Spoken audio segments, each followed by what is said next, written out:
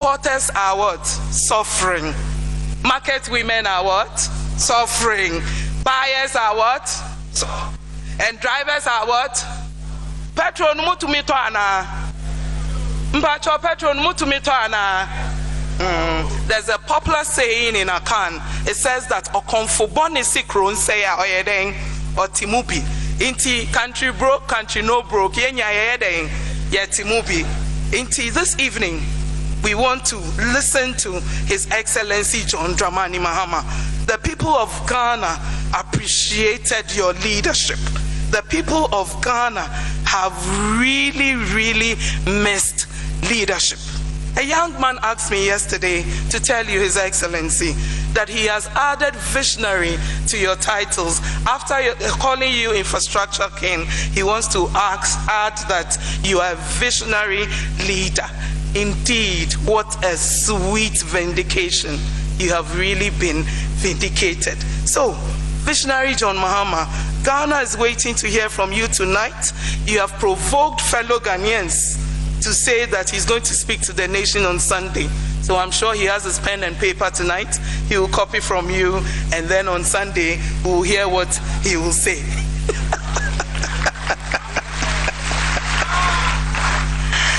On that note, we can't do this without saying a word of prayer. Let me call the MP who is in charge of where we are, the constituency. The Honorable Sosu will say the opening prayer for us. Thank you very much, Honorable.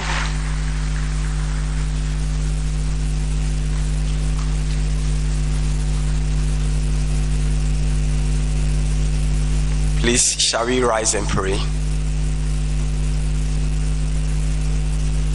We pray in the name of the Father, and of the Son, and of the Holy Spirit. Dear Lord, we thank you for this evening. We give you glory, we give you honor, and we give you praise. Your word declares that righteousness exalts a nation, and sin is a reproach. When wicked and vindictive people are in charge of a nation, the people suffer. The people are miserable. Dear Lord, our current experiences are real testimony of the people in power today. Father, Ghana is looking up to you for a redemption. And we know, Lord, you redeem people using vessels. Tonight, the vessel that you have prepared to redeem Ghana from this quagmire, we pray that you will endow him with wisdom, knowledge, and understanding, that he will deliver to soothe the misery of your people. Tonight, O Lord, we pray your mercy. May you redeem this country in Jesus' mighty name. Amen.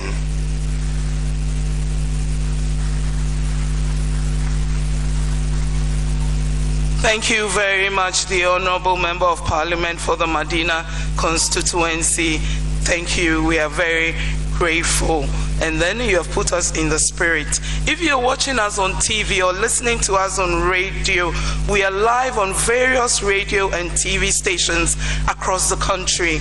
We are live on Metro TV, Original TV, Original FM, Joy FM, Power FM, Radio XYZ, Class FM, Accra FM, CTV, TV XYZ, Wazo TV, and your favorite Loud Silence TV. You can also follow the conversation online with hashtag John Mahama Live or hashtag JM Speaks on the Economy. There's another hashtag also that says Save Ghana Now. So all these networks are available. You can tune in now. Distinguished ladies and gentlemen, to pave the way for His Excellency John Dramani Mahama, let's welcome the Member of Parliament for Ejumako Enyanishim and Minority Spokesperson for the Finance Committee, Dr. Ato Forson. Thank you very much.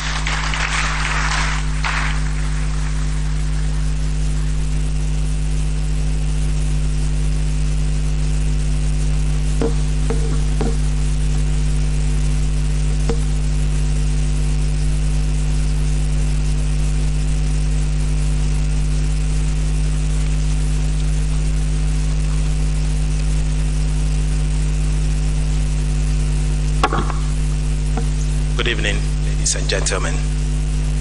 Good evening, Your Excellency. We are all going through the worst form of economic crisis in our lifetime.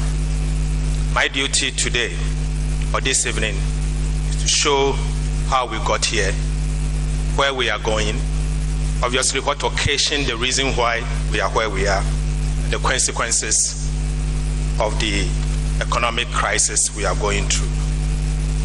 To start with, I have titled my presentation today, Get Ready for a Crude and Painful Haircut, the Consequences of Economic Mismanagement.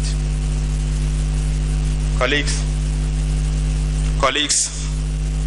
we are all aware that the Akufo-Addo government inherited total public debt of about 120 billion Ghana cedis, representing approximately 55.6% of GDP.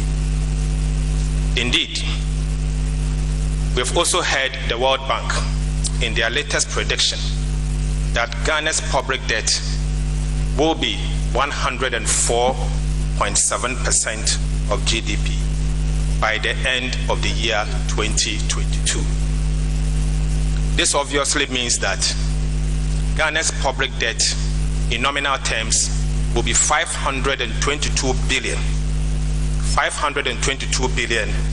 by the end of the year 2022. In fact, this translates to the fact that the NPP administration within a period of 6 years has added 400 billion Ghana cedis to our public debt, just in 6 years, with very little to show for.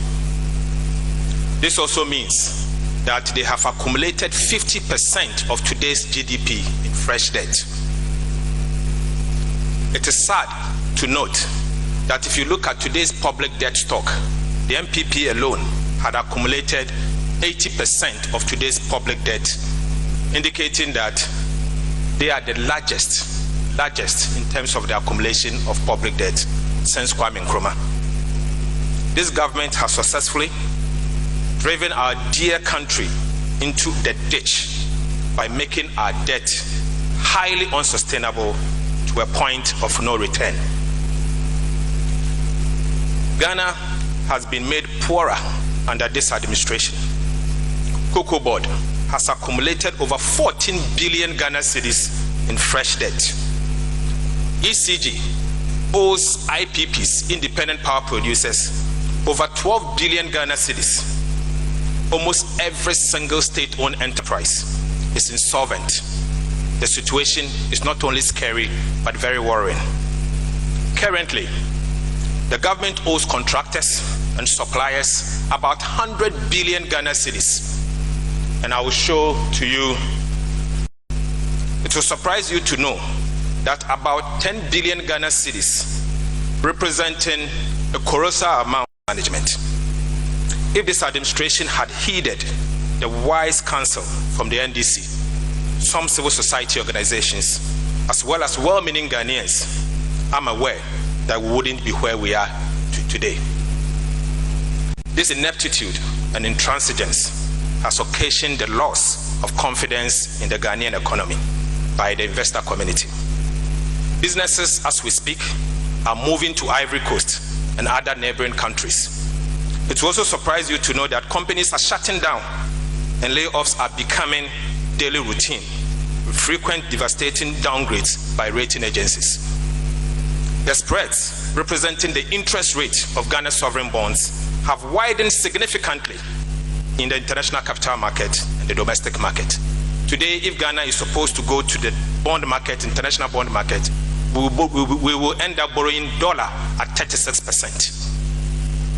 Today, if you go to the domestic market, government is struggling to borrow at 30%. This year alone, as a result of the deteriorating economic condition, rating agencies have downgraded Ghana's credit worthiness to an unprecedented manner, a level that has never happened in the history of Ghana. Fitch had to downgrade Ghana from B- to CC with a negative outlook. Standard & Poor had to downgrade Ghana again from B- to triple C+, with a negative outlook, clearly meaning that they are going to downgrade us even further. Moody's also had to downgrade Ghana from B-, B3 to CAA2, with outlook also under review, clearly indicating that in the coming months, if things does not improve, they will downgrade us even further. Our unsustainable debt levels have led credit rating agencies to describe our dear country Ghana as a country where debt default is imminent, with very little prospect for recovery. Unfortunately, these rating agencies are likely to downgrade our dear country Ghana further to D in the coming months because of our obvious pending debt restructuring. But let me say that it is true that the public debt is the main problem. Excessive borrowing leading to public debt overhang and the loss of access to the international capital market is the elephant in the room. Ghana's public debt overhang has reached an unprecedented level and is trending upwards. Even though the public debt levels have risen across some countries, the capacity to live with such debt levels varies considerably from country to country. The ability to repay the debt is certainly not the same. So it is wrong for people to compare the fact that some countries has debt to GDP in excess of 100%. The important point is that the ability to carry the debt differs from country to country. The load I can carry is certainly different from the load that my son can carry. So you cannot make that kind of analysis. It is sad to know that the Akufo-Addo government refused to accept that Ghana's economic woes are deeply rooted in the accumulation of the public debt to an unsustainable levels. The following analysis confirms that the unsustainable debt levels is indeed the problem. Let me say that Ghana's total domestic debt as at December 2020 had increased to 278% of domestic revenue, almost 3 times the size of domestic revenue, and is expected to worsen by the end of the year 2022, this year. This situation is far worse than the HIPIC days. In fact, HIPIC numbers looks better than today's numbers. It is also surprising to note that nearly 50% of the entire domestic revenue, including market tolls, the fees and charges at the OPD, all of them put together, goes towards debt servicing. This crowds out critical expenditure in the year 2020. And I will also project that by the end of this year, we will end up needing 55% of the entire domestic revenue to deliver the needed debt servicing that we require. But it is also important to understand that domestic revenue is different from tax revenue. Domestic revenue is far larger, and the amount of domestic revenue that is not available to individual for the central government. And so there is the need to consider the revenues that is available for central government. So oftentimes in my analysis, I use tax revenue. Interest payment as a percentage to tax revenue increased from 55% at the end of the year 2022. And it will surprise you to know that by the end of the year 2022, this year, interest payment will be approximately 55% of tax revenue. I've also got the opportunity to look at what actually occasioned Ghana to be where we are. But let me say that government reckless fiscal behavior and creative accounting is indeed the reason why we are where we are.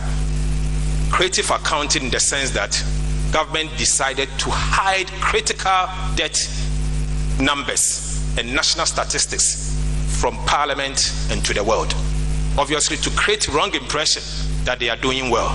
Unfortunately, they are not doing well. And that is why this has come to all of us at a surprise. The debt level is indeed the main problem. But it should be noted that government reckless fiscal behavior and creative accounting is the reason for these huge debt levels. The rise in debt service cost has mostly been due to huge fiscal deficit and large budget financing needs since the year 2018, when the fiscal indiscipline actually started.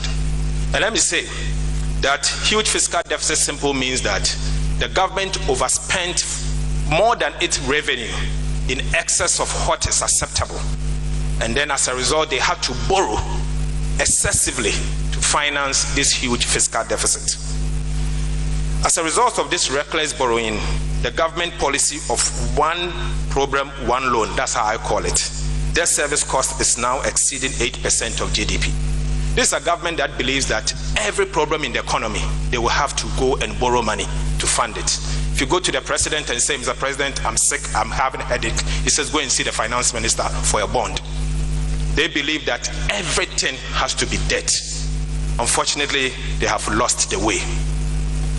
The rising debt service cost has crowded out most critical expenditures, such as education and health. Ghana has reached a point where about 90% of our tax revenue is used to service debt, making it virtually impossible to pay for statutory funds from the same tax revenue. I've often talked about the need for us to understand what has happened over the years and to understand that that is the main reason why where we are. For example, in the year 2018, the MPP administration had informed Parliament and to the Ghanaian public that they borrowed 11.6 billion Ghana cedis to finance a fiscal deficit of 3.9% of GDP. But indeed, that was false. They actually borrowed 21.4 billion Ghana cedis to finance a fiscal deficit of 7.1% of GDP. So they hid from Parliament an amount of 10 billion Ghana cedis. And the Ghanaian people did not know that they borrowed in excess of what they had reported. Again, in the year 2019, they had again reported to Parliament that they borrowed 4.8% of GDP, representing 16.8 billion Ghana cedis. But again, that was false. They actually borrowed 25.2 billion Ghana cedis. Clearly, they hid from the Ghanaian people approximately 8.2 billion Ghana cedis. Then comes the year 2020, the year of elections. They ran a fiscal deficit of 11% according to them. They claimed they borrowed 44.9 billion Ghana cedis, largely for election year expenditure. But unfortunately, that wasn't the truth. The truth was they borrowed 67.3 billion Ghana cedis to finance government expenditure during election year. That is the reason why we are where we are. They ended up running a fiscal deficit of 17.2%, mother of all fiscal deficit. This is the largest fiscal deficit since Kwame Nkrumah went to Equatorial Guinea. And this is also important to understand that in the year 2021, after winning the elections, one would have thought that they would have changed the narrative. But unfortunately, they failed to change the narrative. What they did again was to inform Parliament and to the public that they had run a fiscal deficit of 9.2% of GDP. Obviously, it means that they borrowed 42.3 billion Ghana cedis to finance fiscal deficit. But the actual numbers showed that they borrowed 56.9 billion Ghana cedis.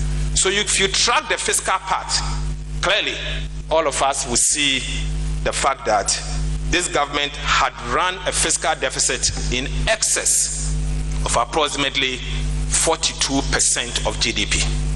42% of GDP in 4 years. This is the kind of fiscal deficit countries do in over 4 decades. In some countries will do it at least 10 years. What they have done is that they have taken the space that 4 governments will end up needing. So even if a new government comes into office, if you don't do anything, you come and you sit there and you cannot do anything because they have covered all the space with very little to show. Apart from toilets, they have nothing to show. Ladies and gentlemen, there is also the need to examine Ghana's ability, or rather inability, to repay this debt that we are talking about.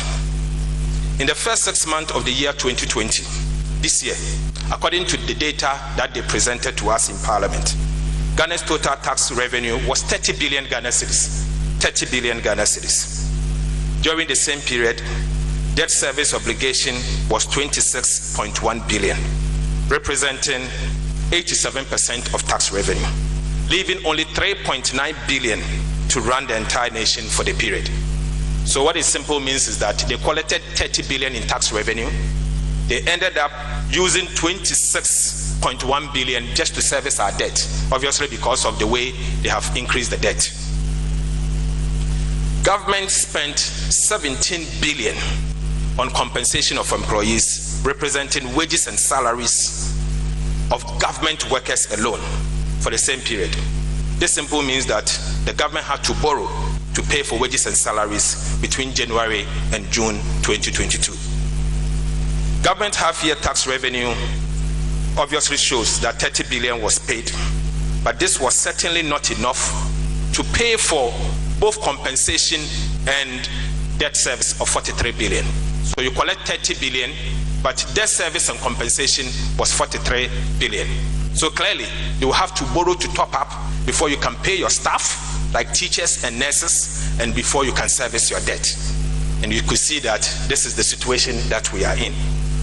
But let me say that this is largely because of the huge debt service obligation as a result of reckless borrowing. It should be noted that out of the 30 billion tax revenue, 10 billion Ghana cedis is already earmarked for statutory funds such as the constitutional DACF, this Assembly Common Fund, National Health Insurance Levy, GET Fund, Road Fund, and others. And it obviously means that they did not pay for it. And I've tried to show this graph.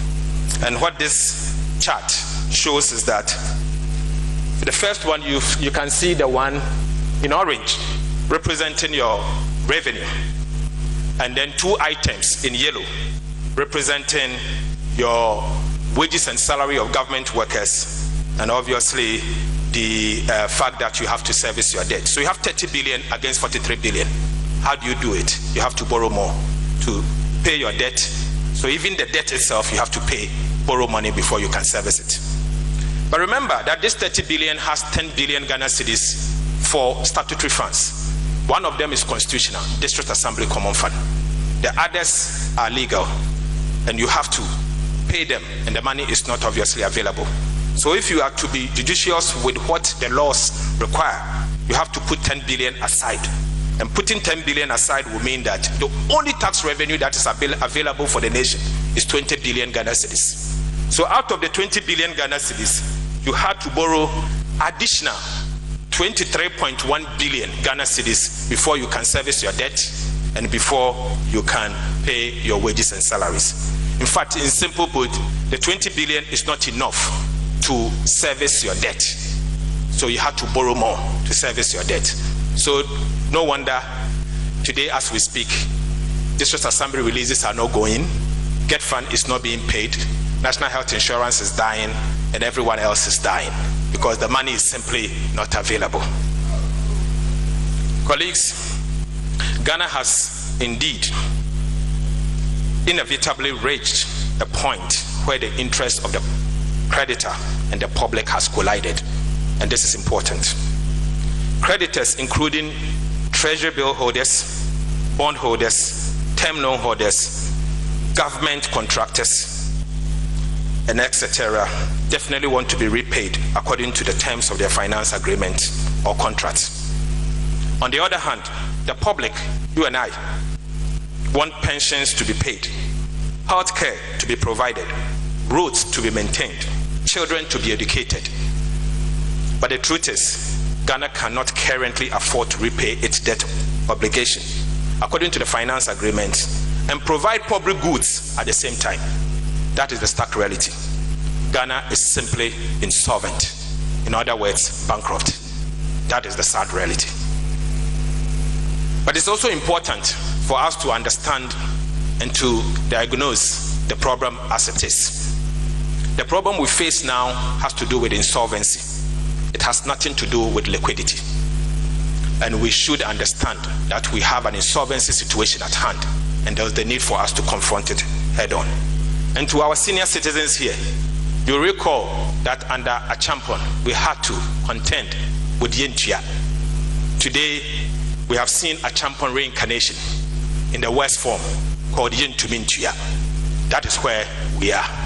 So you have Achampon under Prez and Achampon, there is Yentua, and we are going to have under President Akufo-Addo Yentumintua. That's the West form of Achampon regime.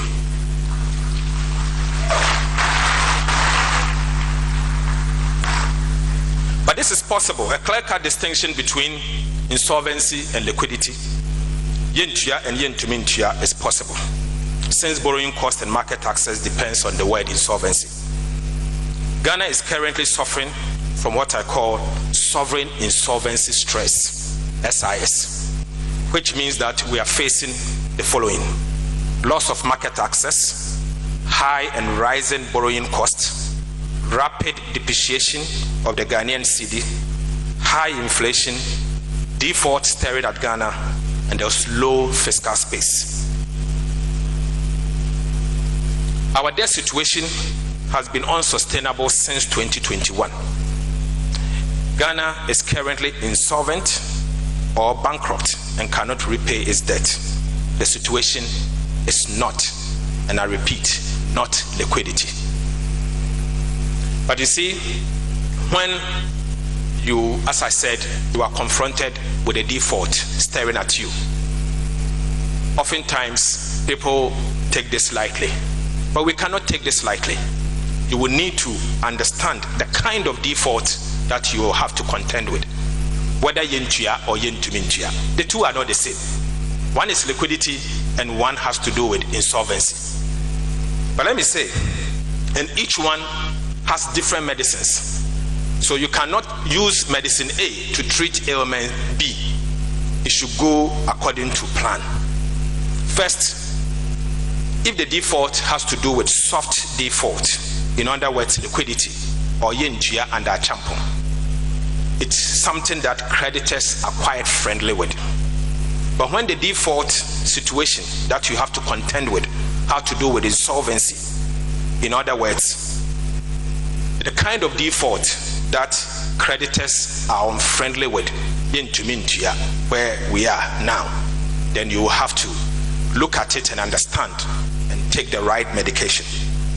First of all, if a country has an ability to pay, but obviously facing short-term financing needs, and the fact that because they are facing short-term financing needs, there's no willingness to pay, that country is facing liquidity problems. What countries does is that they negotiate for maturity extension and coupon reduction.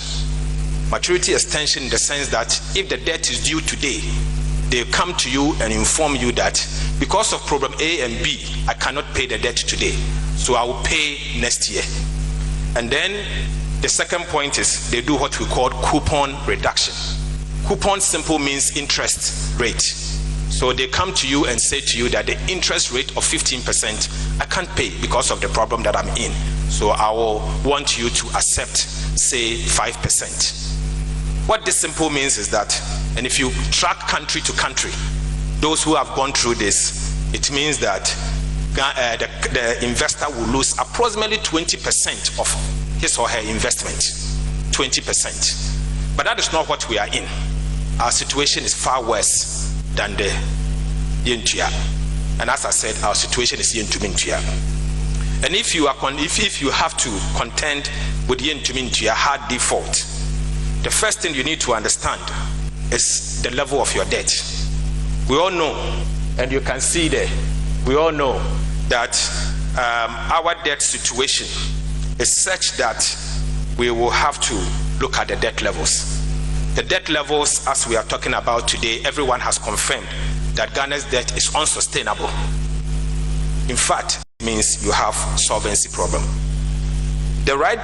What countries have done over the years is that when you are confronted with a situation like that of insolvency problem, there's something we call principal haircut. And that is why I said get ready for a crude and painful haircut. The principal haircut means that the value of your bond itself, government will call you and tell you that yentumintua.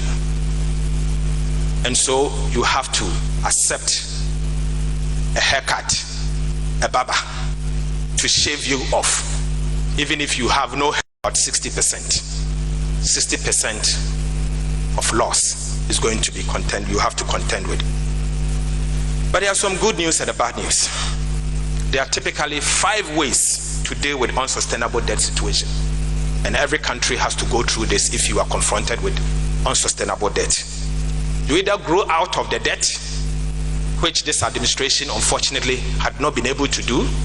They inherited a lot of real sector investment that brought about a lot of growth in the year 2017 when they took office. Unfortunately, they had not invested in real sector activities, and as a result, Ghana cannot grow out of its debt. We gave them Sankofa, and for that matter, you agree with me that in 2017, growth actually came up heavily.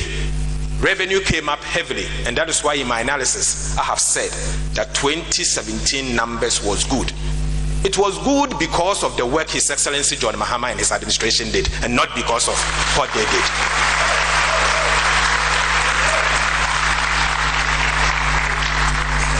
So clearly, they have lost the way, so that opportunity is gone. We can also inflate the debt away. As to whether Ghana can inflate it away, I have my doubt. We've lost that opportunity because if you are to look at the quantum of our debt, it's largely, we have 50% or so owned to foreigners, and it's in various currencies. So whether there is inflation or not, that debt is not worthless. That debt is still strong because it's in foreign currency, and inflation will not affect it. So you can't grow out of that. We can evade it through financial repression, and that simple means that even though inflation is going through about 40%, probably you can borrow at 5%. But is that possible in the case of Ghana? Ghana cannot do that. So we have only two options left: repay it through fiscal adjustment and restructure it. So I will spend my time on this last two and conclude. How do we repay this debt through fiscal adjustment? Colleagues and ladies and gentlemen, Ghana's rising debt burden confront our government with difficult choices, especially as our debt distress trend is upwards. The government will have to deliver 8% of GDP in primary surpluses 4 consecutive years to lower the debt to GDP from 100% to 70% if government decide to repay its debt through fiscal adjustment. This will mean that a fiscal adjustment of about 8% of GDP, and simple put, we'll have to increase taxes, save 4% of GDP, and cut expenditure of about 4% of GDP. But I doubt that at this critical time of our national life, hardships at these unprecedented levels, worst form of hardship in our lifetime, whether we can increase additional taxes. I doubt. Expenditure cut of 4% of GDP, yes, there is room, and I'm sure in the course of it we can discuss that. Additional taxes, in my view, will be too painful. It will increase the suffering of the people of Ghana, and Ghana government cannot accept this. I think that this is not an option. These measures may be punitive and may lead to socio-political instability, obviously because the current economic hardship is just too much.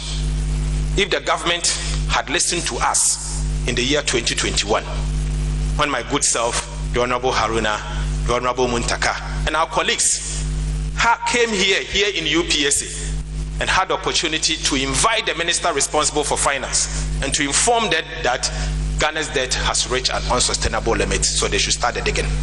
The government decided to ignore us. In fact, Ghana could have remedied the situation, but unfortunately, they refused to act. Now the fiscal crisis has escalated. Ladies and gentlemen, let me say that there is a way to deal with this.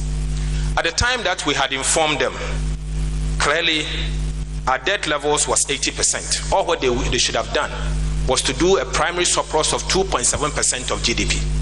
If they had done primary surplus of 2.7% of GDP, and this was easy to do, if you constrain the president lifestyle alone and cut the Office of Government Machinery budget alone, you could have done that. Percent of GDP in 2021 January to approximately 100%. The World Bank has said that you will need it's about approximately 105% of GDP. But as patriotic as I am, I've always said it's 100%. And 100% will mean that to bring it down to 70%, you will need to do 8% of primary surplus every year for 4 years. So colleagues, Ghana should brace for serious austerity in the coming years for the next 4 years or more. The mess they have created is such that they will leave office and their shadow will follow any government that comes after them. Government has started talking about debt restructuring, obviously as a tool to deal with the unsustainable debt levels. And this will be my last topic to discuss, then I will sit. Debt restructuring, simple means Ghana cannot meet its debt service obligation. In other words, it has to renegotiate its debt terms, repayment terms. The announcement of debt restructuring will mean that Ghana has defaulted in its debt service obligation and will have to renegotiate its debt. International credit rating agencies are most likely to downgrade Ghana to D in the coming months, as soon as the government officially announces debt restructuring. The process of debt restructuring is similar to HIPIC. However, HIPIC targeted bilateral and multilateral loans that you owe to country, and multilateral to international banks like World Bank, IMF, Africa Development Bank, Asia Development Banks. But debt restructuring will target commercial debt that is owned to private individuals and private banks, and state banks that are privately owned. Examples of commercial lenders and possible debt restructuring envelope may include. So the following are the people that should expect a haircut. Domestic bond holders, get ready. Foreign bond holders, get ready. Term loans from local banks, get ready. Term loans from foreign banks, ready. ESLA bond holders, get ready. Get Fandache bond holders, get ready. Cocoa Bills bond holders, get ready. Bilateral loans will be affected. Export credit loans will be affected. Government contractors and suppliers, including IPPs, will also be affected. So this is where we are. Commercial lenders and others will have to accept a reduction in interest and principal payment, or risk default or non-payment. So the question is, you accept the haircut no matter how bad it is. It doesn't matter whether you get ugly, because obviously if you don't accept it, then there will be non-payment. So I would prefer to be ugly than not to get my money at all, because I will starve to die. But it's important for us to draw some distinctions between domestic and external debt restructuring. And I have said that one of the biggest dilemmas in sovereign debt restructuring is the extent to which the burden should be borne by holders of the debt instrument, governed by domestic and foreign laws. And that is what we call domestic and foreign debt restructuring. Restructuring domestic debt is like a surgery. You only do it if you must, and you avoid it if it might do more harm than good. It's a dangerous tool. Restructuring local debt must be thought through very well. Imagine the consequences of haircut on the face value of your interest on your bond. Face value and interest of your bond. Imagine waking up one early morning only to be told that your 1 million Ghana cedis in government bond has suddenly become 700,000 Ghana cedis, to the extent that government has taken 300 million of your money. Imagine that. Imagine waking up one early morning only to be told that your 25% interest on your investment is suddenly going to become 15%. At a time inflation is almost 40%. Simple put, you are going to get real interest rates on your returns. Terrible times. Imagine an individual losing so much of his lifetime savings that has been invested in government bonds and the so-called risk-free. Imagine. Pension funds will suffer in a drop in value. Tier 2 and Tier 3 pension payout will drop from already low levels. Tier 1, SNIT, reserves will drop in value. SNIT capacity to pay pensions will certainly suffer. Insurance companies' reserves will fall, with implication for benefit payment, unfortunately. Local banks, other deposit-taking institutions, savings and loans, rural banks, credit unions in the villages will suffer billion Ghana cedis to make our debt sustainable. Simply put, Ghana will have to ask you and I, Sammy, to give free money will not sit, and you will not get a dime. Mess. Inflation coupled with acute debt overhang syndrome. Our disease is called sardosis.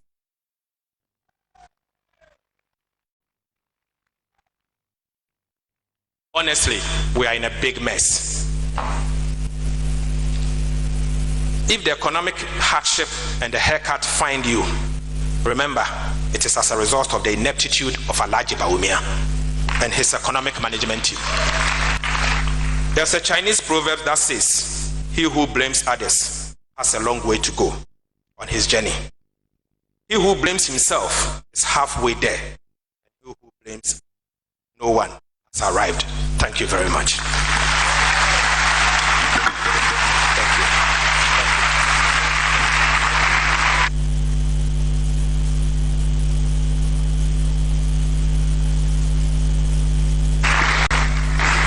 Can we do that again?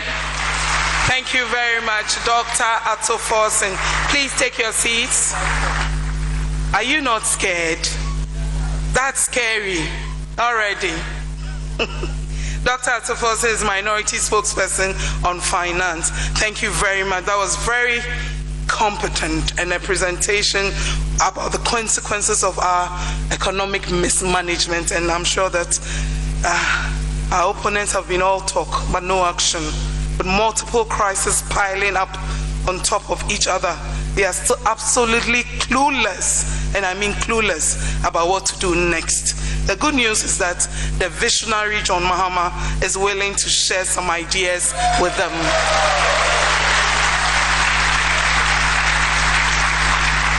I pray they are picking up their notepads and their pens right about now. Ladies and gentlemen, I present to you the presumptive presidential candidate of the National Democratic Congress for the 2024 elections and the next president of the Republic of Ghana, the visionary John Dramani Mahama.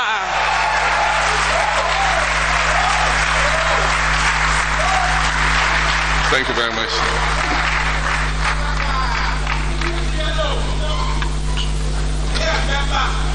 Thank you very much, my sister Obovia. Honorable leader of the NDC group in Parliament.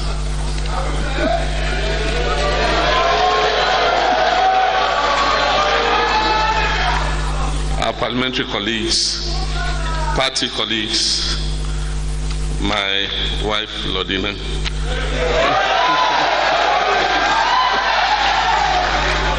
Let me begin by thanking Dr.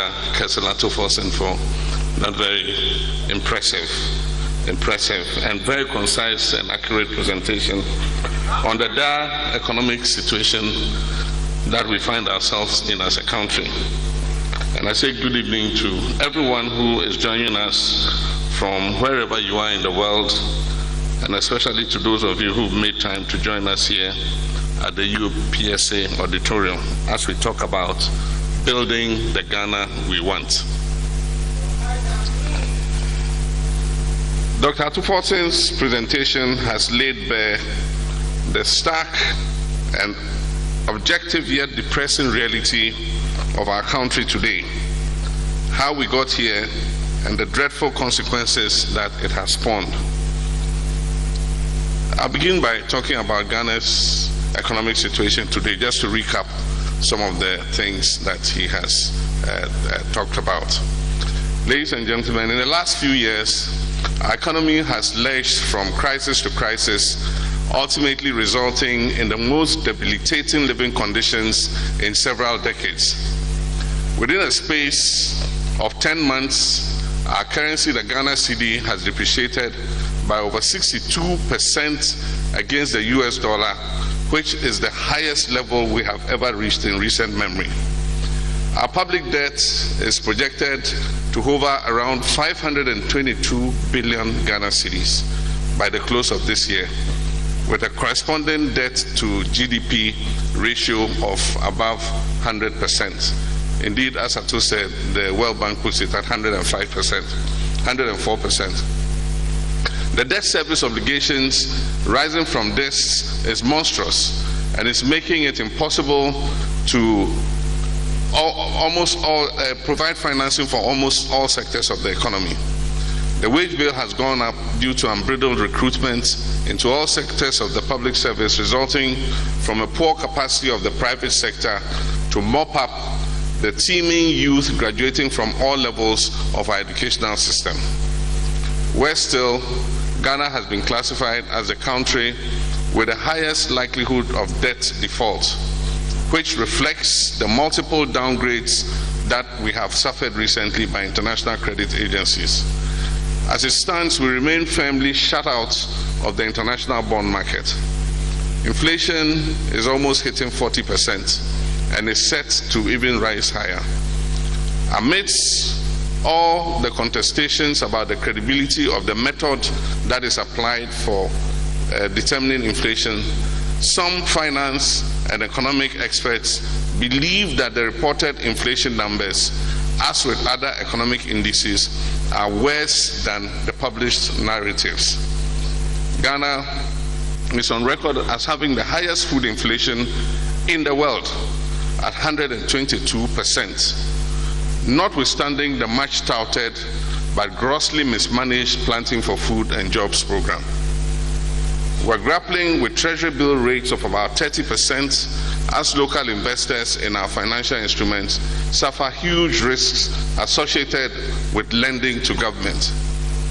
We're also experiencing massive reverse capital flows, with investors losing confidence in our economy and pulling out their resources in droves. It is estimated that as much as $2 billion have been taken out of our economy by investors who fear the West since the beginning of this crisis. Cote d'Ivoire and other neighboring countries have become the latest operational destination for many of these international investors, while others have pulled out completely from Ghana and West Africa. These are not just abstract numbers or vague data. They offer a bird's eye view of the state of our economy and translate into our everyday lives and our everyday struggles and suffering. They underscore our reality and the devastation millions of Ghanaians' households are facing and going through today. Ladies and gentlemen, the daily price increases, unending fuel price adjustments, ever-rising inflation, a fast depreciating currency, corruption, arrogant and insensitive leadership, and the waste of scarce resources have all combined to make life simply unbearable for the generality of Ghanaians. Prices of items including everyday medication, salt, gari, and cooking oil are constantly on the rise. If you do not buy an item at a particular point in time, you are likely to find that the price has significantly increased a few hours later when you go back to the shop. The mortgage market is collapsing and is threatening the financial plans of many Ghanaian households. Mothers suffer heartbreak each day because they cannot afford to feed the children like they used to. Countless young people with enormous potential are struggling to pursue their lifelong dreams because of financial problems. Small entrepreneurs are struggling to break even and are suffering to keep their businesses open against great odds.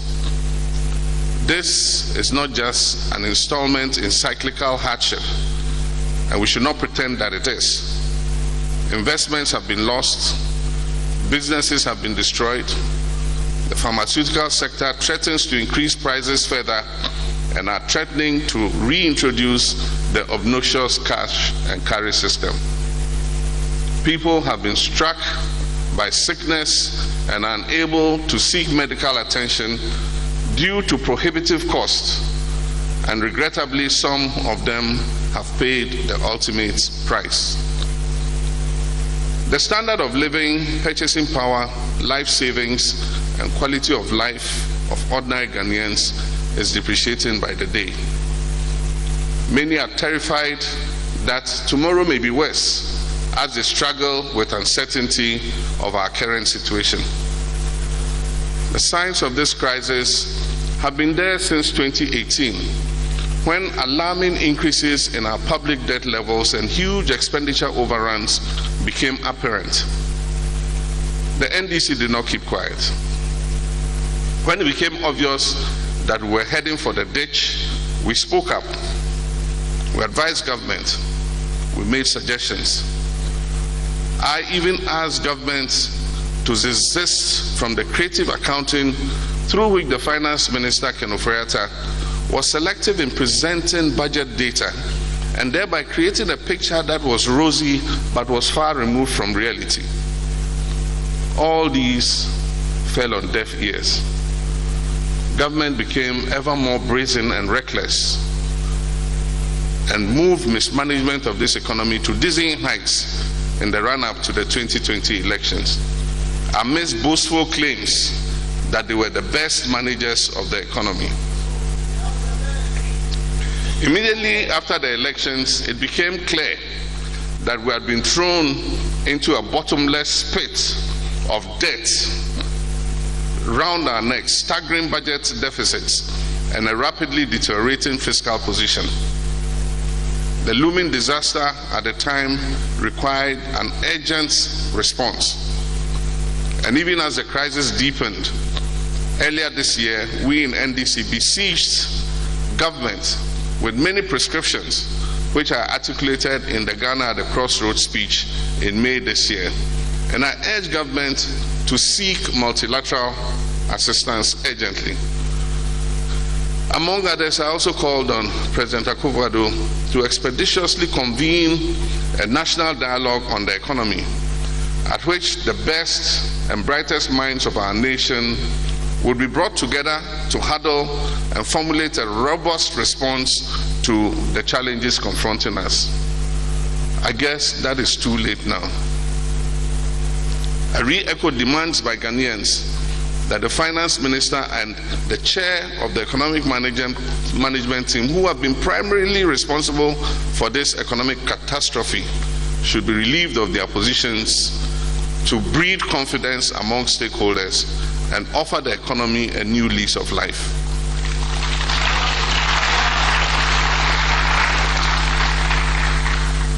I asked the President to deploy some of the arsenals from the presidential toolkit and reshuffle his government to inject innovation and freshness of thinking into the running of the country. I also asked that the President address the nation to inform the public about the specific steps that he was intending to take to turn the condition around.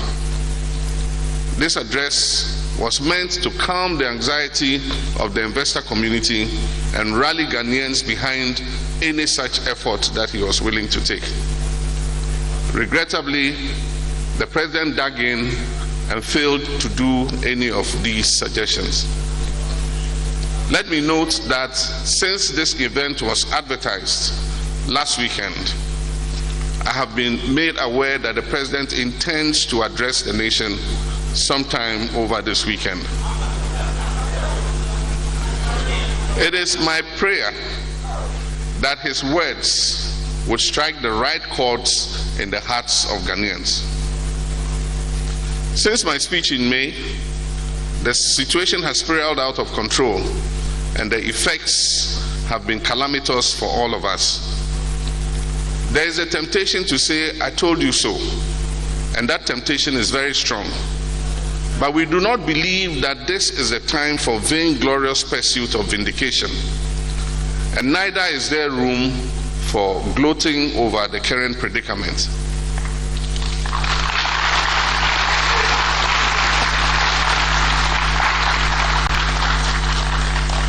But even now, as Ghanaians continue to suffer, there is a desperate attempt to shift blame.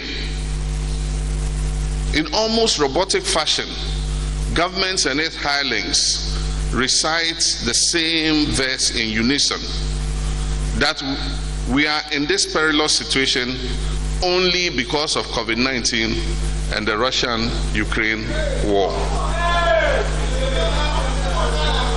Despite overwhelming and promote post-pandemic recovery, there has been a desperate attempt at political equalization by propagandists and supporters of this government, claiming that all political parties are the same, subtly suggesting and attempting to create the impression that no is free. The present economic mess is not my fault.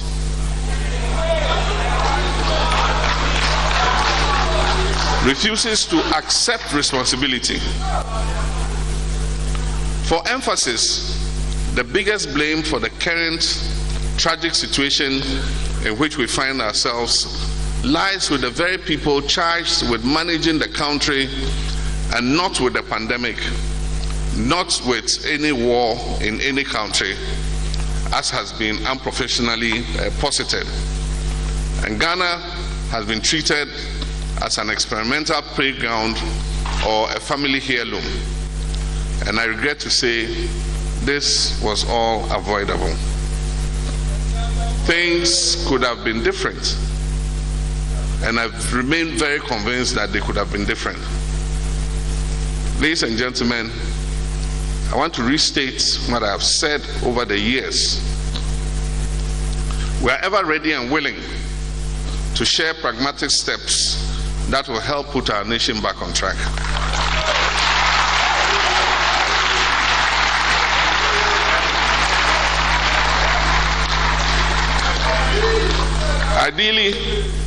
Ideally, in situations like this, backroom channels of communications should exist between the ruling party and the opposition to allow for exchange of views on important matters of national interest to the benefit of Ghanaians.